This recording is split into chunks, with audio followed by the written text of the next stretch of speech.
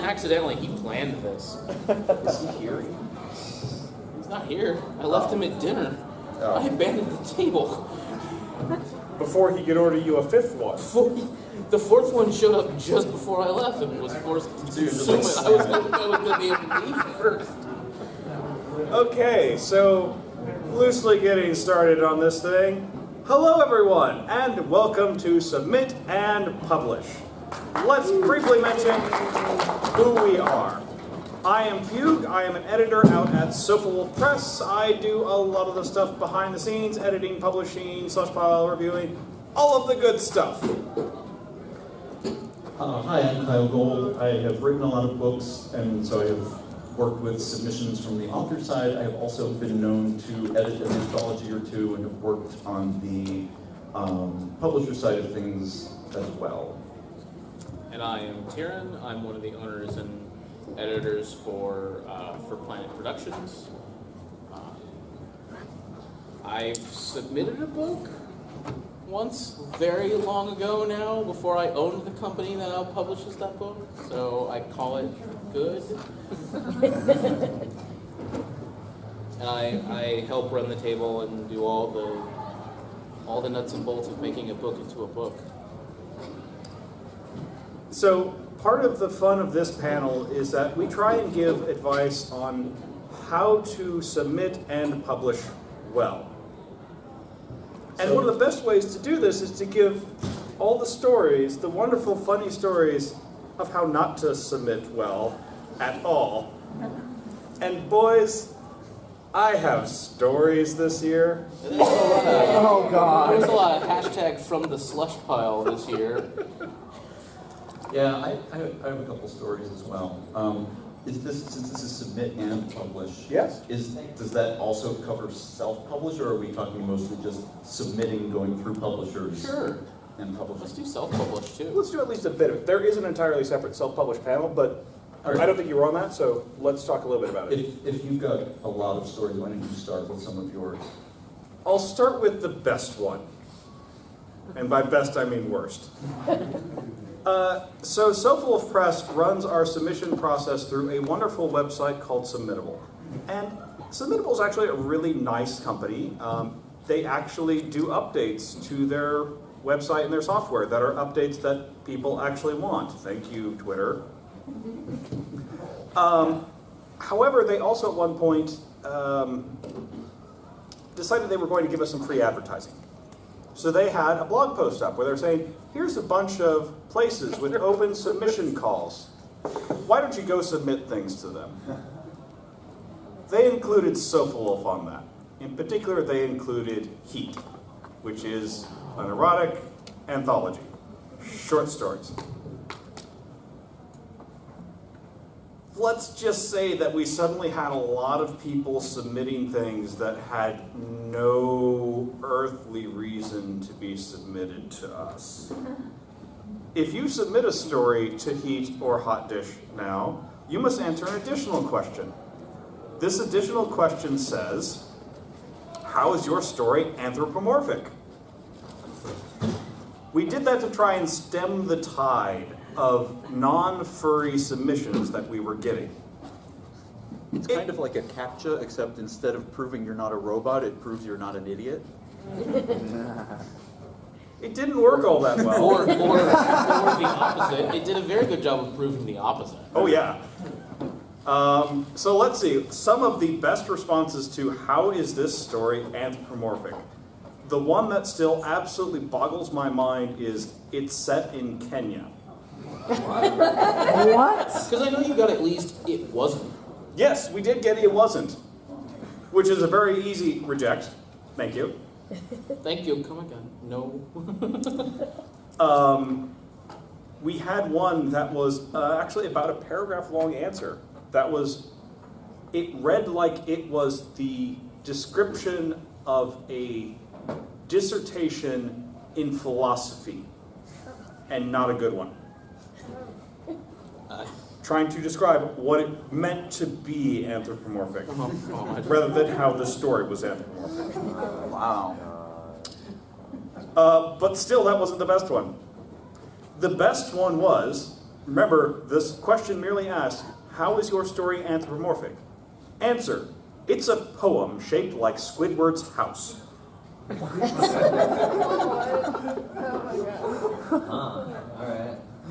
Now the problem with I that guess that's answer, technically the answer. no, you see the problem with that answer is that it was a poem.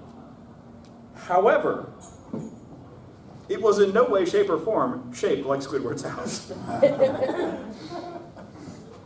You obviously have it wrong. Fine. Wow. Okay, that's the first big good story. So probably my best submitting, in heavy air quotes, story for the last year took place last year at this con. And I didn't have the chance at the time to talk about it on this panel because it hadn't gone through yet. But this was when I basically bullied one of my authors into giving me her stories. Because I was like, how can you not have a publisher for this story? You have 3 different publishers already. How do you not have a print publisher for these stories? You publish them as ebooks, publish them as audiobooks. I know, because that's how I read the book, was through your audiobook. You've published through SofaWolf, you've published through your children's book press, you've published through your Amazon press. How do you not have these published yet? She's like, I don't know, I just don't.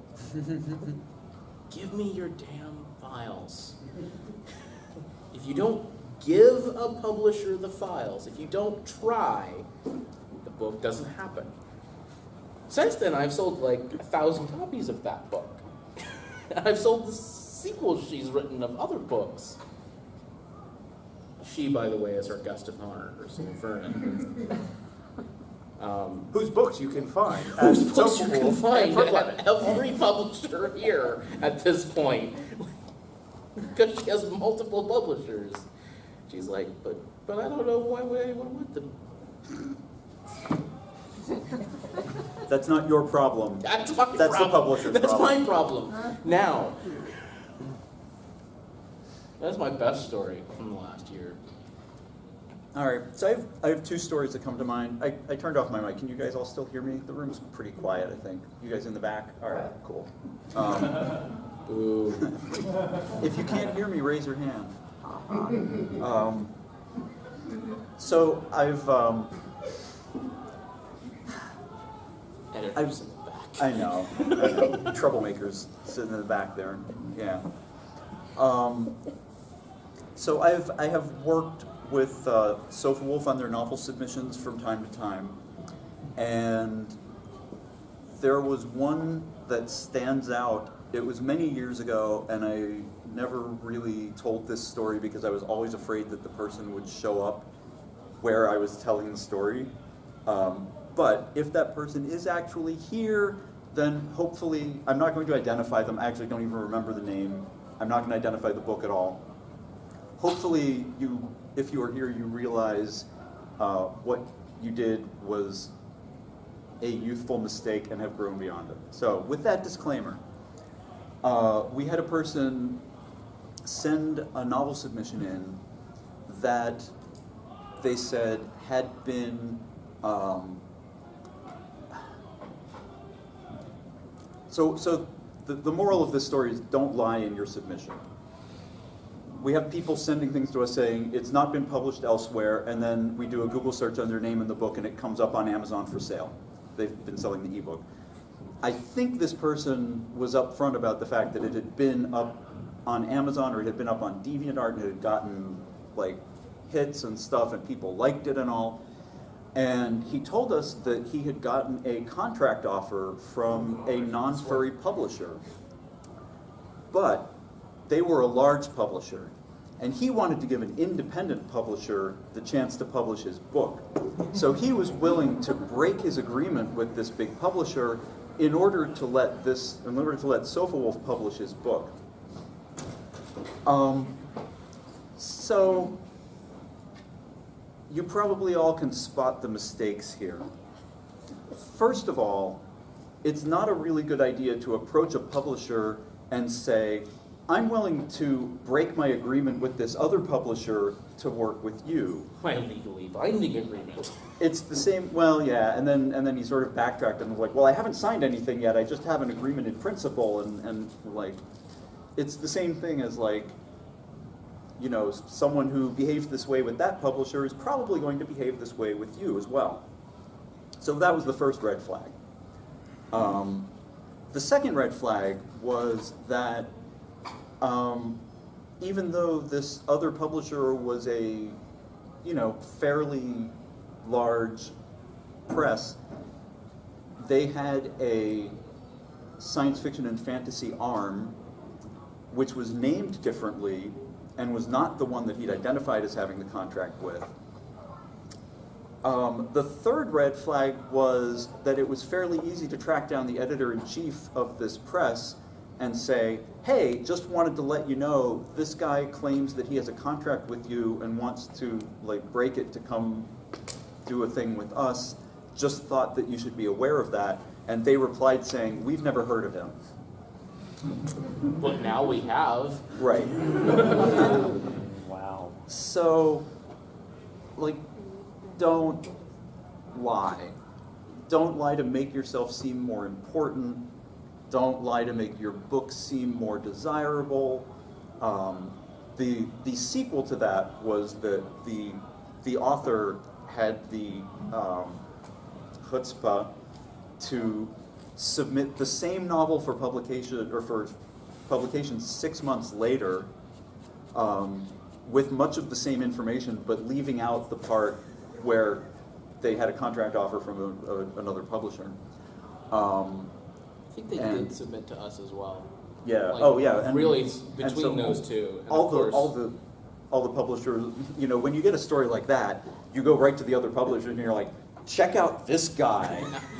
like, Here's the name. Here's the book they're submitting. I hung my head because I'd heard this story years ago. I was like, oh, this one, right. Yeah. So that's one of the most. So that's the like bad behavior one. The other one I have, which I'll save for after another of yours, is more just an ignorance one. That's the just don't do this. Yeah. Don't. Whatever drama you've heard about publishers disliking each other, no. It's not true. This one's the reason I'm tipsy right now is because you've organized it with Alkani to make this happen. Like, we all talk, we're all friends, we've all been to each other's houses and had lovely dinners. I've met the actual Sofa Wolves. They're very lovely dogs. I mean, we all know each other and we're all friends. And we're gonna tell each other when you do something that's incredibly stupid and it's funny.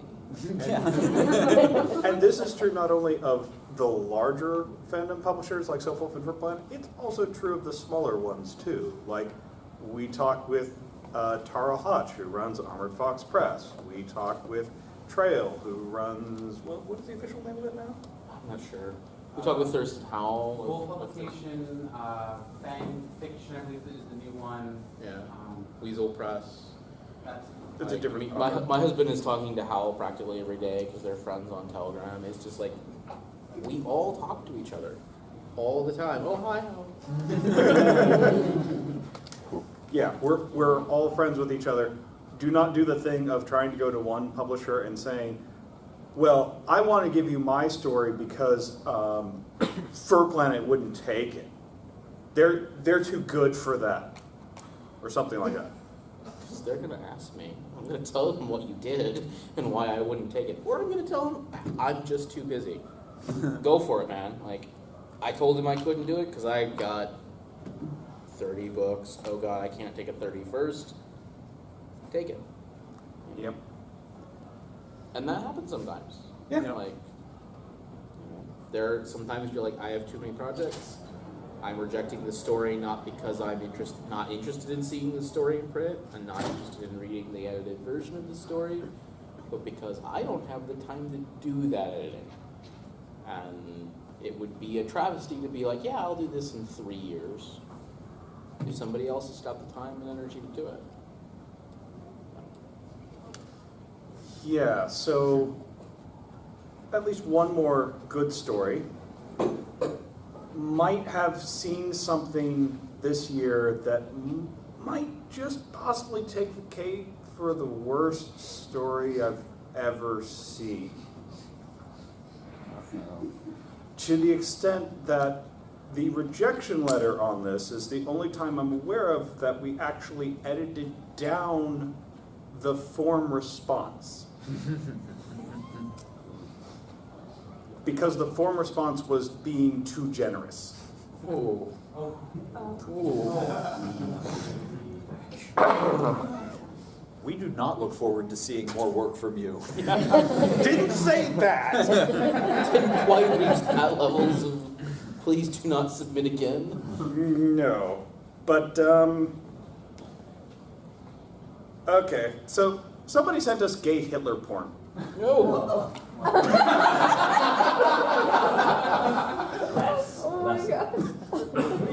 Yeah, also, I should point out, not furry.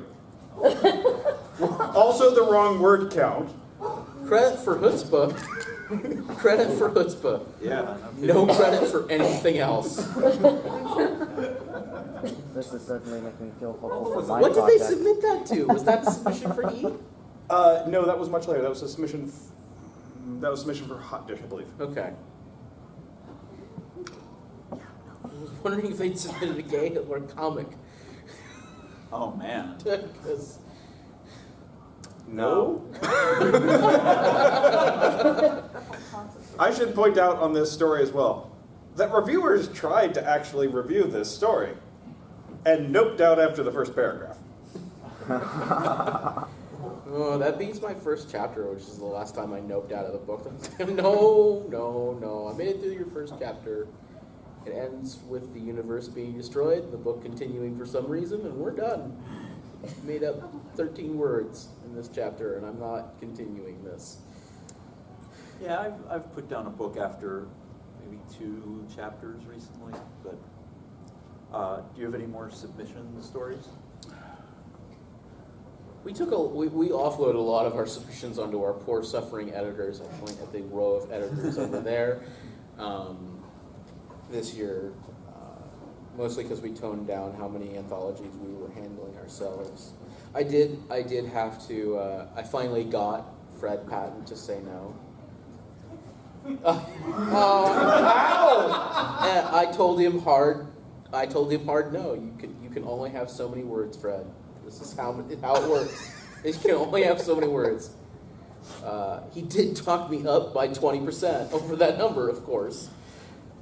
He loves all the stories. Yeah, Fred Patton, none of you know, unless you're actively reading his anthologies. Fred Patton is a lovely man who is currently convalescing out in California due to a car accident. Long since prevented him from coming to cons, or he would be here right now and I couldn't tell the story. But he has been doing editing for how many anthologies now? It's been a lot. Oh. It's been a lot now.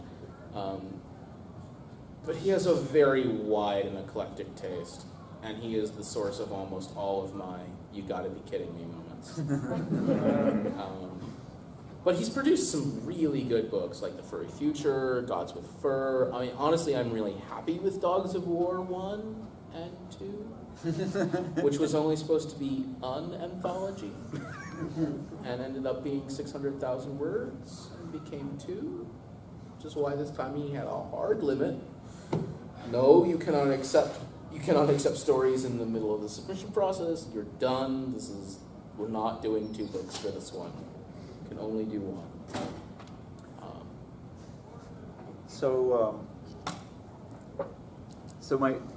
The other story that I have illustrates the point that you have to follow publishers' guidelines for submission. If the publisher says submit through our submittable portal, submit a document in Microsoft Word or plain text or RTF format, do those things. If they say send us a double-spaced document in either Courier or Times New Roman font, 12 point, do those things. There is a document called Standard Manuscript Format. If you Google Standard Manuscript Format, it will come up. It's by Bill Shun. It's very easy to follow. It looks cumbersome to those of us who have grown up reading single-spaced documents online and stuff, but it is the standard right now because it gives publishers space to make comments and so on. So who's that by again? I'm sorry. Bill Shun, William Shun, just Google standard manuscript format document. I think it's SHUNN. Thank you. So SophaWolf, before they had the submittable portal, had a thing on their website that said, if you want to send us a novel, send it to this email address in Microsoft Word or plain text format. Maybe PDF was also one. And we had this person, and I know who this person is, and they're not in the room, so I can tell this story, who came up to our table at a convention and handed us a thumb drive and said, here's some of these stories that I was telling you about. Maybe you can do something with them. And I said, we don't have any like open calls right now. Heat's not taking submissions. And he was like, well, just look at them and see if you can do anything with them. And I was like, well, if you want to submit something, it has to go through the website. And he's like, but they're right here. And finally, we took the thumb drive to make him stop being there. And is the extent of which you use that thumb drive for?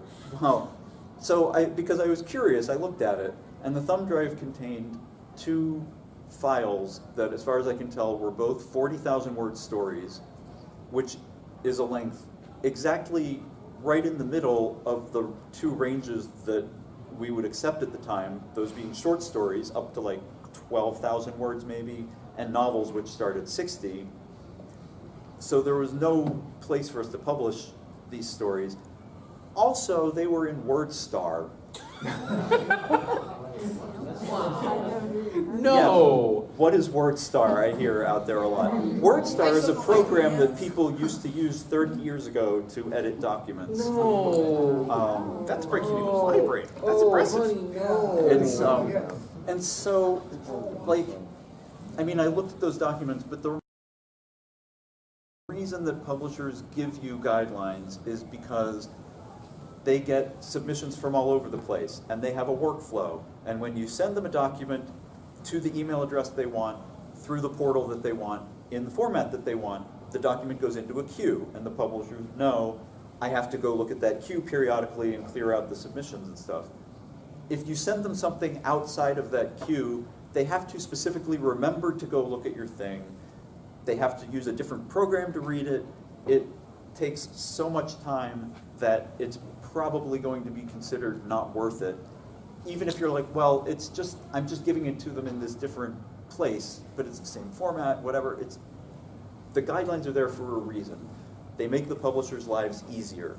You want to do everything you can to make the publisher's life easier when they're looking at your work. Because the more difficult you make it for them, the easier it will be for them to look at it and go, this isn't worth the trouble.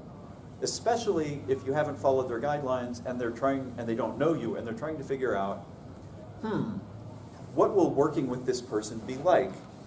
Can they follow instructions? Will they be amenable if we tell them, you need to do this thing, you need to do this thing, we suggest this, and so on? Or do they just do whatever the heck they feel like, and we're going to be left with, did we waste a lot of time trying to get this story into shape? And that's all about first impression. Yeah. Like, I will accept a thumb drive as a dramatic gesture from somebody I know, try and guilt me into working on the story that I've already said I was going to work on. But I say without looking at the person in the room who did that to me today. I'm not going to do it. I'm not going to look because I'm glad you're looking at me because I was like, I don't even have a thumb drive you with did me. not. You did not do that to me. If I were to do that, Someone did that to me, and I found it funny because I know them, and I already wanted to do their story. Like, I've already said, yes, I'm going to do this story. It's already in my queue. It's already in my process. They're just gently ribbing me as a friend, like being, hey, I'm going to mess with you a little bit, like, because I want you to work on these other things too, and like. if I were to do that, But- I would find a thumb drive that was shaped like something relevant to the story, or I would have like a sticker on it that reminded you of the story, or something funny so that you would at least like be amused by it. Very good. And then Challenge also, accepted. and then also, I would just send you the story through the regular channels so that it didn't depend on you remembering the thumb drive to and, work with and it. he'd already done that. Right. But like, I'm bad about regular channels running up to Anthrocon because there might be something I'm doing that weekend. You know, and it was funny, and I enjoyed that because like I already know him. It's not his first impression. Right. It's a re-impression of somebody I already like. But if somebody had done that as their first impression, I'd have laughed about it. I might have taken the thumb drive, but I wouldn't have done anything with it. But since I already knew the person, like it was different. Like they were already one of my authors, and I already liked them, and so it was the kind of cheeky thing you could do. Hello, phone. I was talking recently with a co-editor about an anthology that I'm working on, and we had a story from someone that neither of us knew. And the discussion was, if we go back to this author and say, you know, we would like some changes, but we're interested in this story, how would they react? And to all indications, they followed our submission guidelines very well, and so we decided, you know, it's probably worth giving it a try. If they had sent us a badly formatted document, or if they had done some other things, then we might have hesitated. We might have said, you know, it's probably not worth sinking our time into this story. We don't even know this guy. So making a good first impression can actually, like, if your story is on the bubble, it can make a difference. Yeah, it really can. And for all that we like to come up here and occasionally release stress by ribbing some authors somewhere, we should also point out that your story will not get rejected for small mistakes. I have seen authors basically break down because they had a typo in their cover letter. One typo in their cover letter. Yes, I see you raising your hand over there, Bob. And honestly, that isn't going to make or break anything. I've even seen things submitted to SofaWolf that starts off, "Dear Furplatin." No, I'm not looking in that corner again. So, yeah, you can make small mistakes and it's not going to be the make or break of your story, right? If you make like a lot of small mistakes in the first page of your story, that could be a problem. Yeah. I have stopped reading submitted stories because I could not, the autocorrect in my brain burned out trying to fix all of the little grammar and spelling typos in it, and I just was like, I can't, it's too much work to keep reading this story. I actually told that to someone. I don't think it was an official thing, it was something they were asking me to give them feedback, and I got like 20 pages in, and I was just like, it's too much work to keep reading this story, so fix these things, and then you can give it back to me if you want. But if you have the wrong font in your cover letter, if you have the wrong, you have like 1.5 space instead of double spacing, it's not going to end the submission. Papyrus may end the submission. We got an entire novel submission.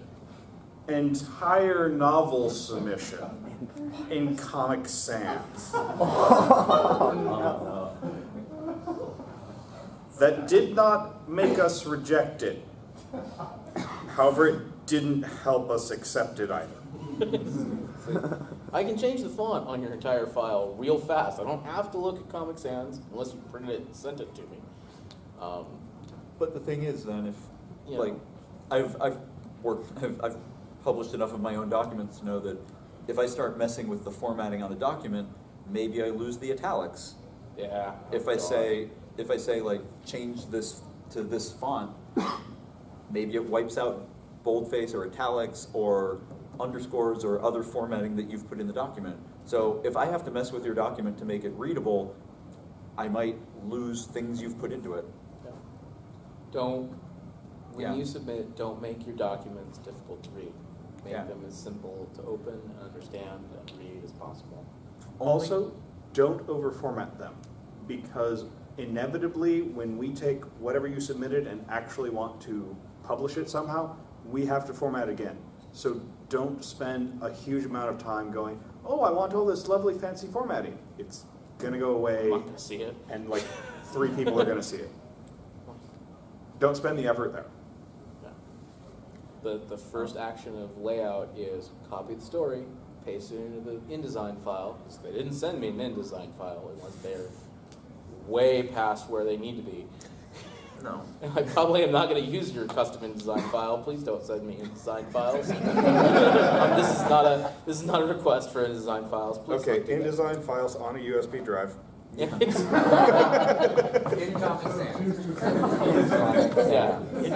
InDesign files on an SD card. Well, at least I can put that into my phone. Yeah, but you don't have Have InDesign on each your line be a phone. paragraph? No. Or All in italics. Man, the moment Yeah. InDesign is on my phone, it's the end of this. I'm done with this publishing thing. the But point is like, you're gonna change the font. You're gonna copy Yeah. it in. You're gonna change the formatting. Like you cannot. If and if there's some that sort of said- special formatting, you call it out in a letter ahead Right. of time. if there's formatting that makes a difference to the story, I'm thinking of an old book that probably like 2 people in the room have read. The Star's My Destination has a lot of very specific formatting that's intended to convey like psychic conversations and synesthesia and weird crap like that. And you know, if you're putting that in your story, cool. But also like Warn note us. note in the cover letter, hey, I've put this formatting in here at these points to do this thing.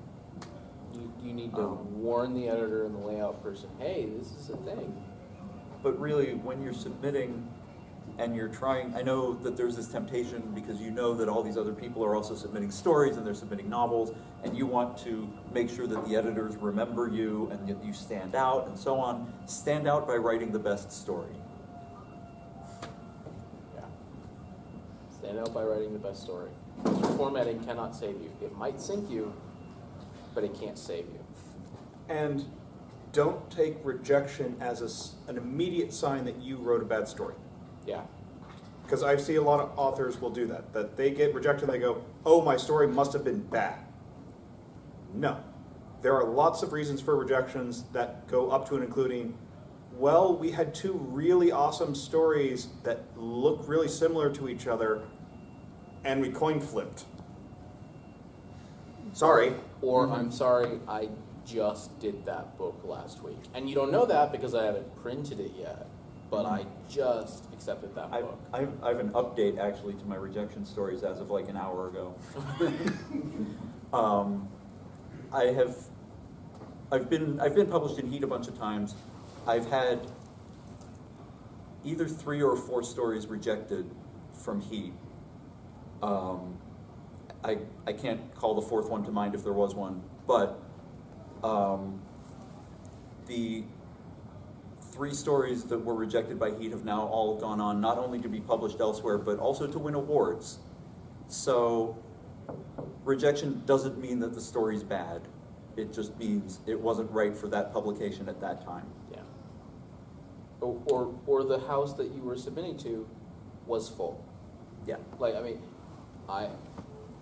it's happened sometimes, but you get submitted a novel and you're like, I don't have the capacity for another novel. I'm 3 novels deep.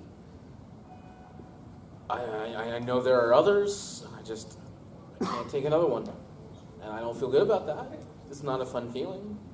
That's why I'm friends with other publishers, because I often go, hey, go talk to them.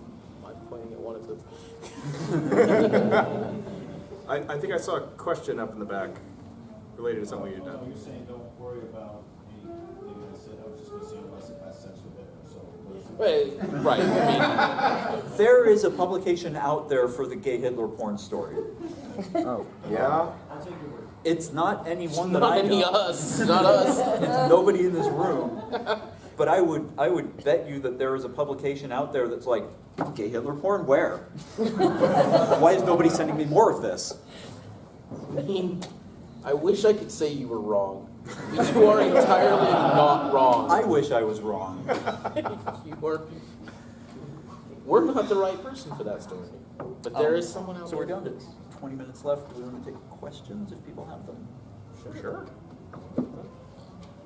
Someone right over there. Story Right. made you cry when you read it? Yes. Really? And then we had to edit it, which meant we had to read it more. It was unfair and mean, honestly. There was a story that made me cry that I said, you can't break the story there. You can't make the book stop there. You have to make, Oh, I know which one that was. you have to make the book stop at a different spot. And not just because it's too long. Also because it's too long. But this needs to be 2 more books because you can't do that to the readers. I think I know which one you're talking about. Yeah, I bet you I do. know that story. Being brought to tears by a story is a not uncommon thing if you're an editor, if you're working with good authors. Yeah, especially there is this notion that as editors and publishers, we are somehow robots that are just mechanically going through the story. Is it good? Is it bad? Is this right? Is this wrong? Yeah, that's what made me angry. Certainly not during the review process, although during copy editing, sometimes that might happen. That, I've had to copy edit one of this gentleman's books. And as I was going through it, I could actually tell when I was being bad at copy editing because I found myself enjoying the book too much. And I had to go, no, wait, I'm supposed to be focusing on things that are right or wrong grammatically, not on how fun this is. And I mean, part of it will be some books will hit with a particular editor and get published because you hit that emotional note. And some books will get rejected because they didn't. Not because they weren't good, but because they just didn't touch the person who happened to be reading them at that moment. And then the next time you submit it, or probably the 5th time after that you submit it, you hit the person who it hits with, it connects with. And that's why there are so many different editors and so many different publishing houses, because there are different audiences. And the editors sort of represent those audiences. I will say too that making an editor cry is generally it means you're evoking strong emotion. It means you've written an effective story. It doesn't necessarily mean that story is still going to be accepted. I've had stories where I was like, okay, I'm getting choked up and emotional here, but I can also see where they're just manipulating me emotionally, and it's not anything to do with the story. It's like you've set this up just to be sad, and it's working, but it's also, that doesn't mean it's a great story. It doesn't mean I'm willing to put up with your typos. Just because I cry doesn't mean I'm willing to put up with your typos. Sometimes I cry because of your typos. I know you guys had said, obviously, different publishers have different descriptions and everything, but going along with the idea of first impression too, especially if you're not familiar with an author, as far as a first impression goes for you getting this submission, do you prefer something that's more of an excerpt or something that's a little bit more working, or would you prefer something that, here's the whole manuscript, have at it kind of thing? Is this for novels? Well, I mean, mostly if it's a longer piece especially, shorter pieces, I would hope someone would have it more completed, but... I have the perfect response. Give us exactly what we ask for, exactly how we ask for it. Because usually we will have things that say, we want exactly this much of what you want. Like for short story submissions, we want the whole thing. For novels, we'll say, we want a cover letter, we want a synopsis, we want your first 3 to 4 chapters.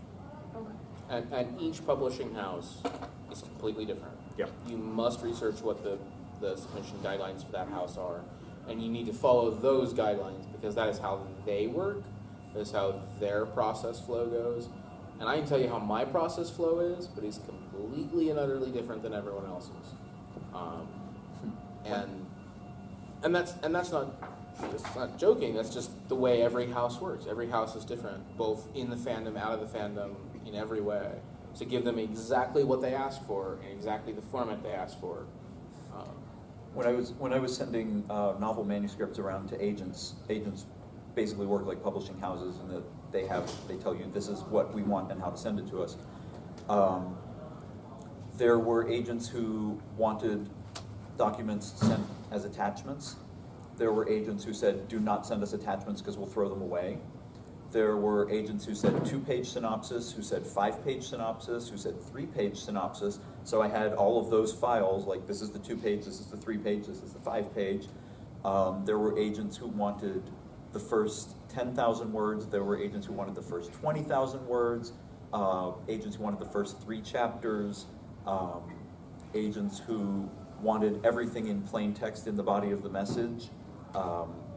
Agents who wanted everything in Word format, who wanted things in PDF, and so you just like it's if you're sending out to a lot of them, it's super annoying because you spend like an hour sitting there taking your beautiful manuscript and chopping it up into pieces and writing a synopsis which tears your heart out, and then writing a smaller synopsis which tears it out again, and then putting it into these different formats, and then you do like 15 of these in a row, and then you go back and you're like, wait, was that the agent who wanted the 3-page or the 2-page, and which document did I send them, and did I attach it or not, and then like you get freaked out and stuff. So it is a pain, but you've got to do it.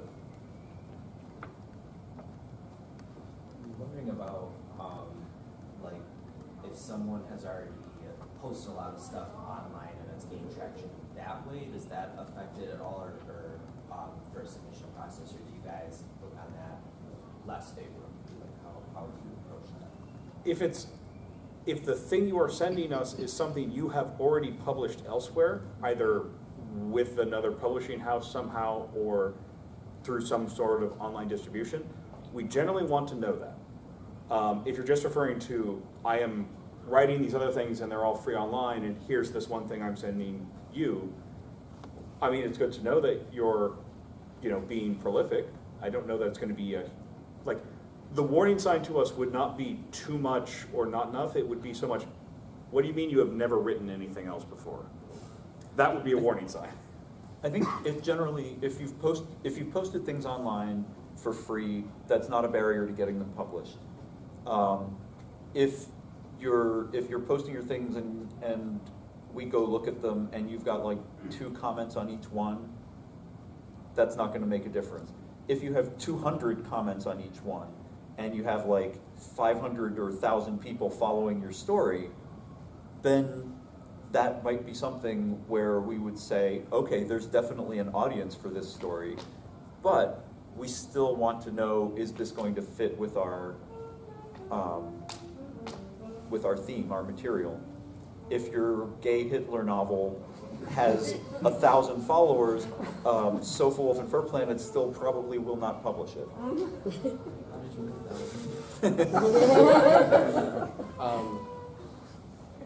To shift away from written to comics for a bit, or art books, because I publish a lot of those, I have often tracked down and been like, give me your files to comics that are popular, like they're just being posted for free on FA, and some guys just 27 pages deep into their full-on porn comic, and I'm like, did you never think that you could maybe make money off of this, honey? Okay, let's make you some money off of this. And and I've had very long relationships with some artists in that fashion. Often, when it comes to art books, I will approach artists that I know are already popular and be like, would you like to do an art book? Would you like to, turn all of this extra work you've already done into extra money? And that's a very different kind of submission, because it's not really submitting to me, it's me seeking people out. But I'm fine with that sort of thing being published online, especially if it's like low res online. Like I've got the nice fancy color copies, because that's advertisement. It's not the end of the world that this comic was once on the internet. In fact, it often helps. The best sellers are the ones that are on the internet. Yeah. Like strategy in terms of like posting something in black and white and then saying the color copy is actually what I would send as a submission to you. Yes. I mean, if you were clever enough to game this out beforehand and you were already doing a full-on color comic, and you were posting the black and whites and not already having your own Patreon like you should be, for the comic itself, then yeah, you would send me the color comics and be like, hey, this is the first 10 pages. I'm intending to finish this. I'm posting in black and whites. Weeks later, you know, I'm 10 pages ahead of where I'm posting online. So when I'm done, you'll have only half of them posted, and then you can suddenly surprise everyone by publishing the fully finished comic and freaking everyone out. And then they'll scream at me like, I didn't know this was done. I'm like, it's done now. You can have it if you give me money for it. You say that like it's happened before. And I say that like it's happened more than once. Do we have more questions? Just actually a branch off of that though. Couldn't you then, by switching from black and white to color, run the risk of, you know, some people are used to it in this format, and then you change it, and they're just like, wait, well, hold on. I like it this way though. Why? One hopes that your grayscale version of your color comic looks terrible, Oh, great. because they generally do. They generally do, but I know for But not as like good. different things with, Yeah. say, even just video games, when they change formatting too much, people If your full color version of the comic looks worse than your black and white version, you have done something wrong. And in that case, I intend to print it in black and white. And I don't know what you're talking about. I've never seen a color version of this comic. In the rare case that might occur, which it has not yet. Anyone else? Yeah. Question about book illustrations, either like cover art or interior. Is that something that the author pays for, or is that something covered by the publisher? And who goes about choosing an artist? It depends a lot on the relationship that the author and publisher have. One of the things that we didn't talk about, but I've seen have come in questions before, is people will say things like, well, I've written this novel and my friend who's an artist has already done like 4 illustrations for it. Can I send you the illustrations along with the novel? And generally the answer is no. The publisher has relationships with artists.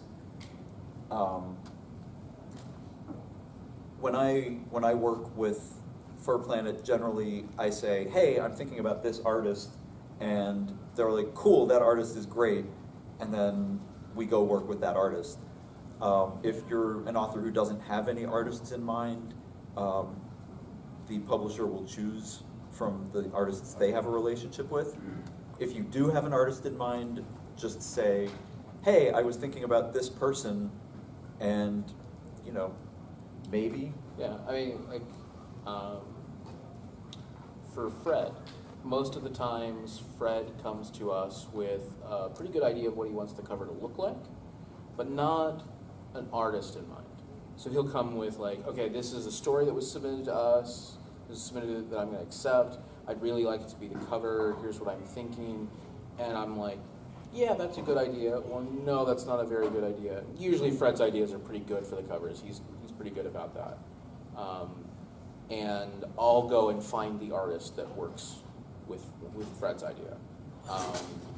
And sometimes it's like, he just didn't have an idea for this one, and I'll come up with it, and I'll commission the artist. At least one time he wanted specifically to commission a specific artist, and so he's like, I'm going to pay for this one, and I was like, yes, they are definitely quality that I would have commissioned them, so sure, you know.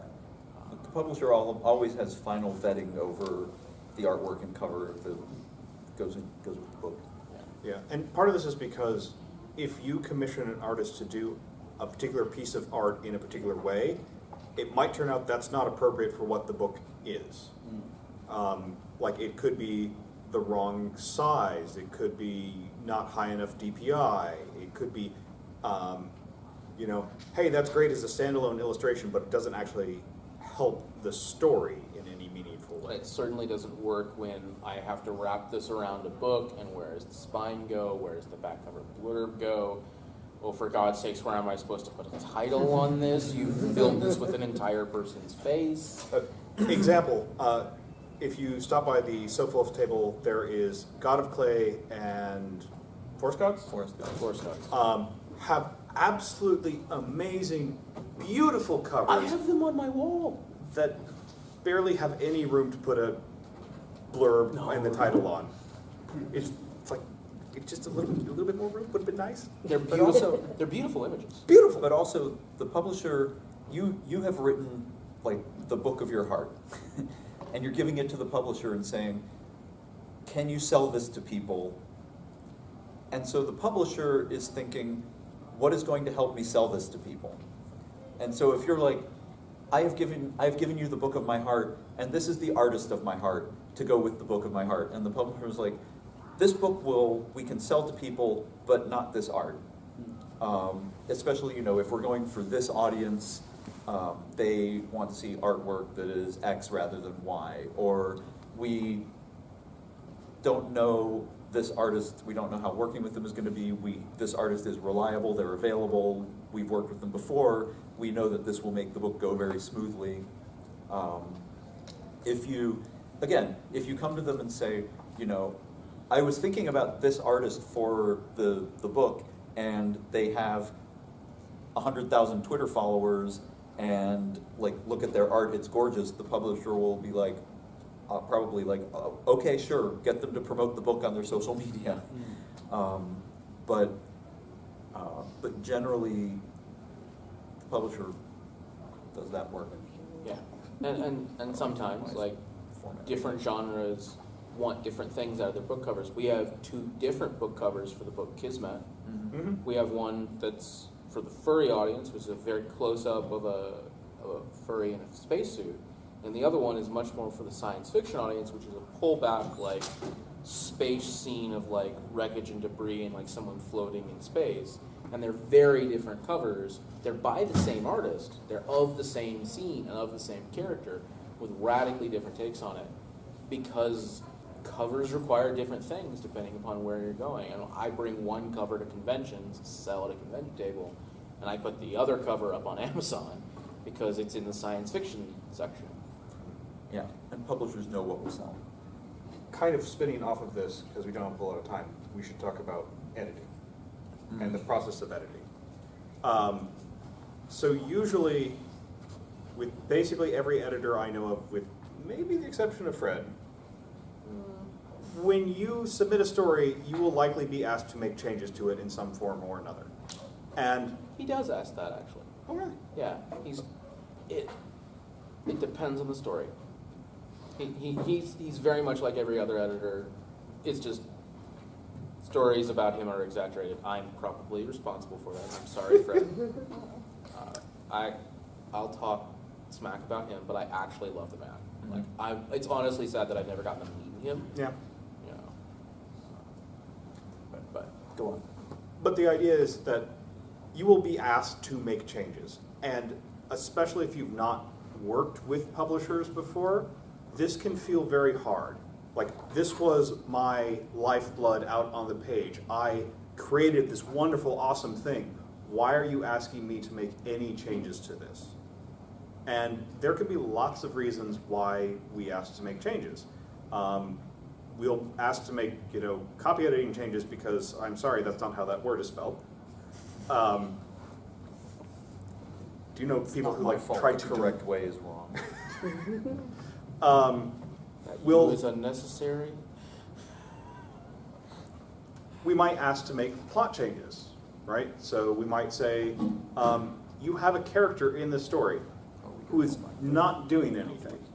They aren't serving any purpose. You should write them out so that we can focus on the characters who do matter. And we have a lot of different things that we can suggest, and a lot of these are done to help the reader enjoy your story more. It's not about making it the story we want. It's about helping the reader come to your story and have it be better. Right, writers in the back? Yeah. And sometimes, and this is usually the way Fred does it, a story will be submitted to an editor, and he will say, that's not up to snuff yet. Go back and rewrite that for me. You've got a kernel here, and he doesn't give, when he does that, he doesn't give a lot of guidance, because he wants to see what the author is going to do with it. He doesn't want to influence things. He says, it's just not up to snuff. Double its length, make it better, cut it in half, fix this problem, but come back to me in 6 months for the next book with a better thing. And you have to be willing to do that as an author. This is in like mainstream circles known as revise and resubmit. Yes. Editors will say, like, this story is blah, blah, blah, revise and resubmit. And actually, I have a friend who got that note from Strange Horizons and revised it, resubmitted, and they published it. So it's not a guarantee of publication. It's saying, we like this enough that we want to see it again, but with changes. And if you make those changes, we'll give it strong consideration. But that doesn't mean that if you revise it and it goes off in a different direction, we'll publish it anyway. Yeah, I think the important takeaway from this is not to expect your story to be published the way you submitted it. Even discounting like basic copy edits, expect some changes will be asked to be made.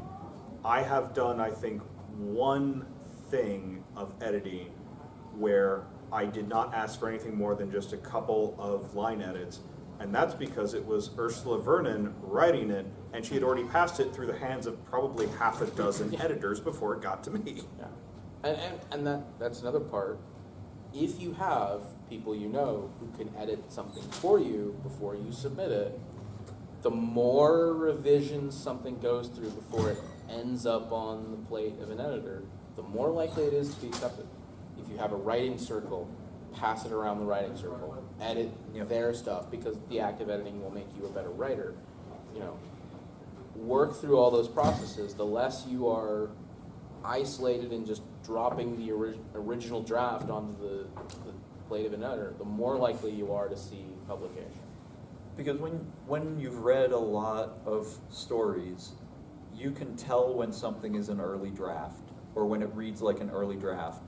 Like when a character that's barely mentioned in the first part of the story suddenly becomes important in the second part of the story, because we've all done that, right? When you're writing the story and you're just like, oh, well, this person was going to be the main villain, but oh, maybe it makes more sense for this other person to be the main villain, and then you put that in, and then you forget to go back and actually fix it so that the person is foreshadowed enough in the beginning to make it make sense, make it read well to the editor.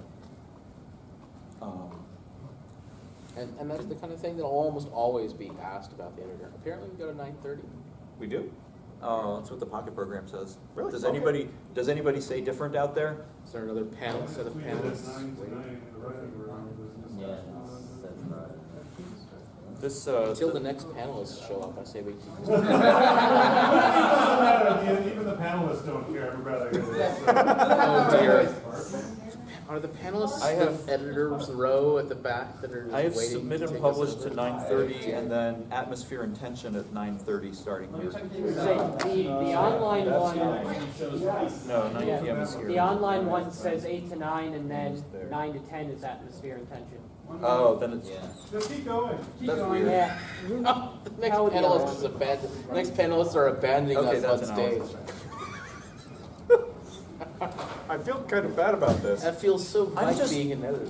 I'm just gonna say, like, when you make a schedule and you have 8 p.m. here and then a dividing line here and 9 p.m. here, I would assume that dividing line is where 9 p.m. starts.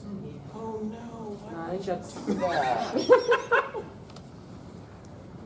Sorry, It is- I'm the con book it is editor apparently and not. pocket No, schedule. no, I editor. believe you. I believe you. I read the schedule wrong. No. I don't want this to say it anyway. I was going to say ignore it anyways. I'm the con book editor and pocket schedule layout person for a different convention. I'm just like, oh dear, no, there needs to be an 8:30 right there. So yeah. So I mean, I've done that before. this is why I thought it. I was like submit and publish, and it goes right to the middle of the 9 p.m. block. So I was like, oh, do we go till 8:30? But then I look at the. Ah well. You'll have to just deal with the next panelists who I know are good.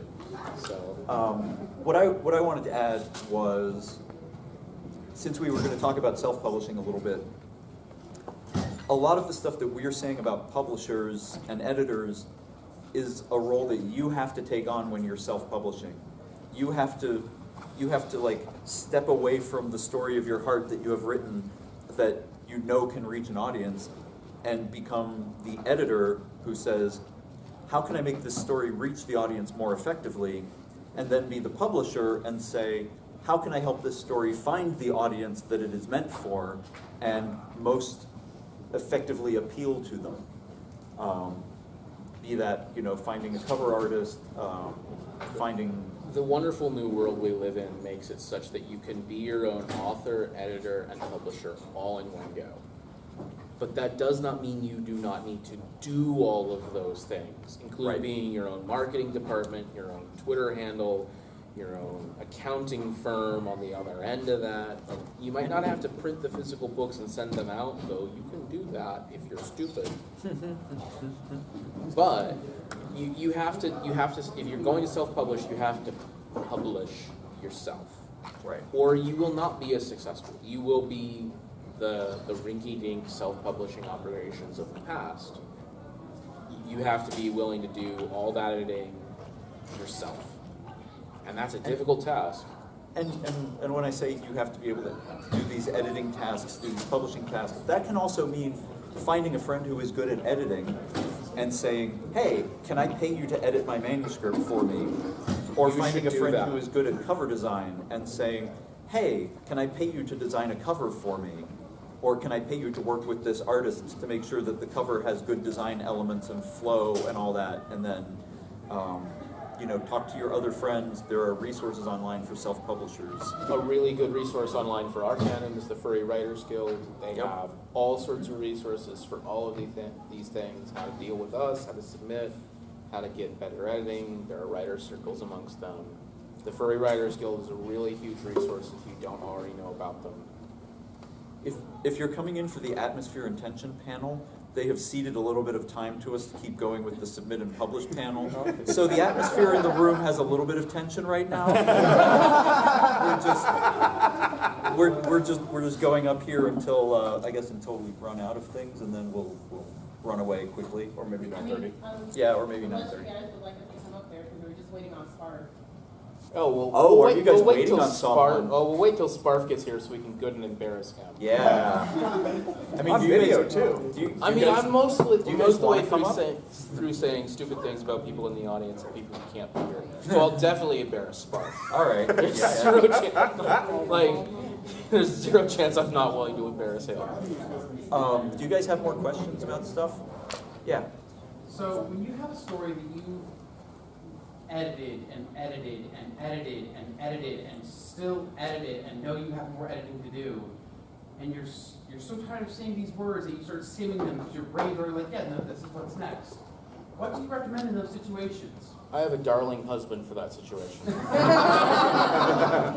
I'm honestly serious. I have a darling husband who will take over that project after I have reached the point of pure saturation that I cannot look at this anymore.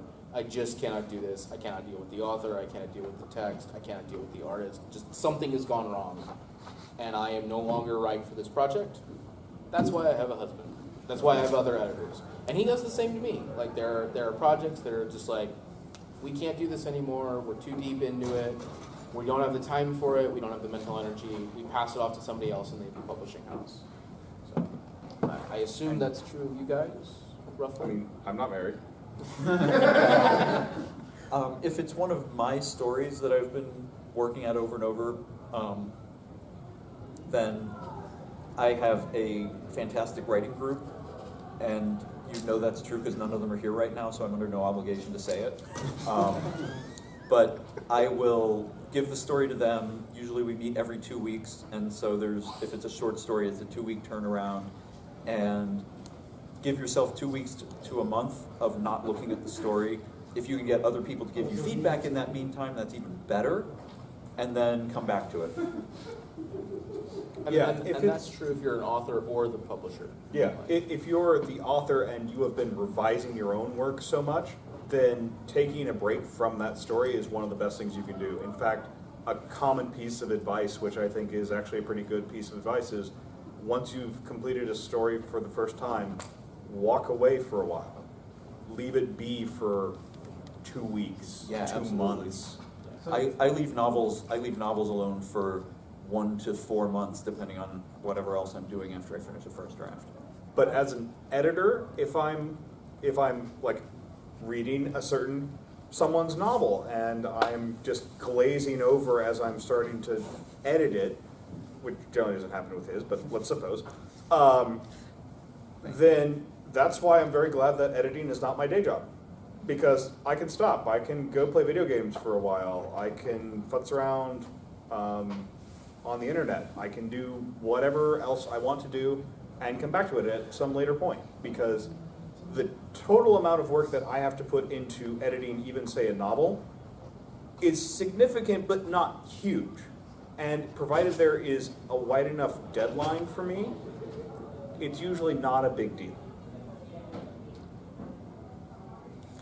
Oh, yeah, in the back. I want to go back to when you were talking about authors and illustrators working together. If you have two people that haven't been published that want to really work together, how would they go about trying to make that happen? Because I know you mentioned that sometimes artwork is dictated in the marketing process, and they're trying to match it to the story, correct? So, because it's like, I feel like that's kind of a hurdle to get through if they both don't have agents yet. Like how could that happen? If it's, I mean, do a comic. That's the easiest way to Yeah, make sure that like- a writer and artist work together, because then you're presenting your work as a package deal. Yeah. But otherwise, if you're just writing a prose story, submit the story and wait until the publisher has accepted it, and then say, "That's great, thank you so much.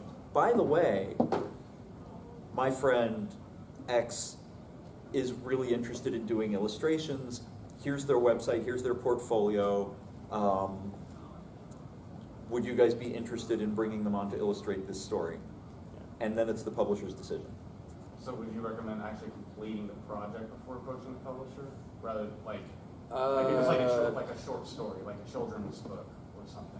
Oh, children's book's different. Yeah, Like, children's book is also about the visuals and the prose it's together. it's visuals and prose together.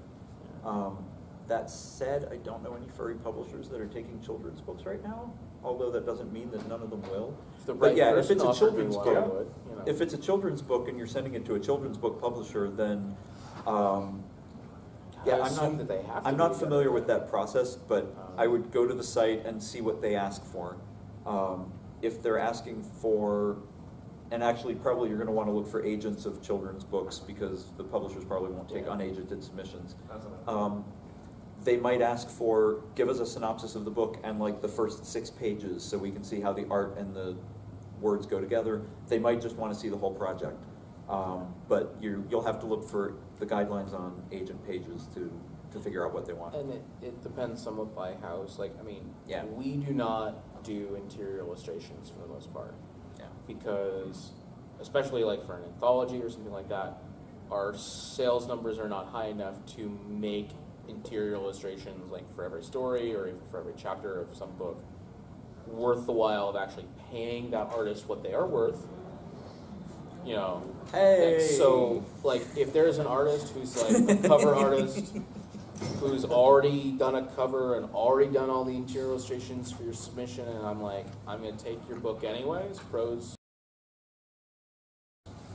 just on the prose, and then you come up to me and say, hey, I also have this finished cover you don't have to pay for and all these interior illustrations. I'm gonna go, you take a real hard look at the cover and be like, yeah, that's good enough, or no, that's not good enough. But I'm probably gonna take the interior illustrations because I'm not paying for them. But if I'm being asked to pay for it, it has to be value, it has to be worth the value being added to the book. And at least in our case, interior illustrations aren't a big enough value add to deal with the artist outlay. It's very different when somebody comes to me and says like, I've got this book, I've got this friend who was super into my book, and they drew all these pictures for it. They're amazing, and they don't want any money for it. They just want to be credited in the book, and I'm like, yeah, those are not bad. Sure. If the art's really good, yeah.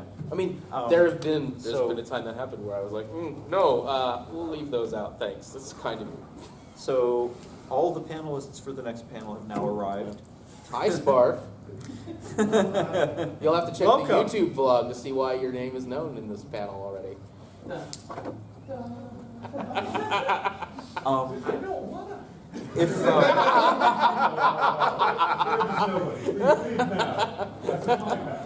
If, if you guys have further questions, most of the three of us can be found downstairs behind book tables in the dealer den tomorrow. I have a panel in here tomorrow morning at 10, if anyone's still going to be awake, about writing fantasy. And Yeah, we're rarely more than like 30 feet away from each other down the dealer's den. yeah, We're all on the left-hand wall side. You can find us real easy. It's, yeah, just go in and go all the way to the left and then look for all the books. So if you can't find the 60 feet of books on that All right. wall, you're not of any use to us at that point. all right, let's go get some food. All right, yes. Thank you guys.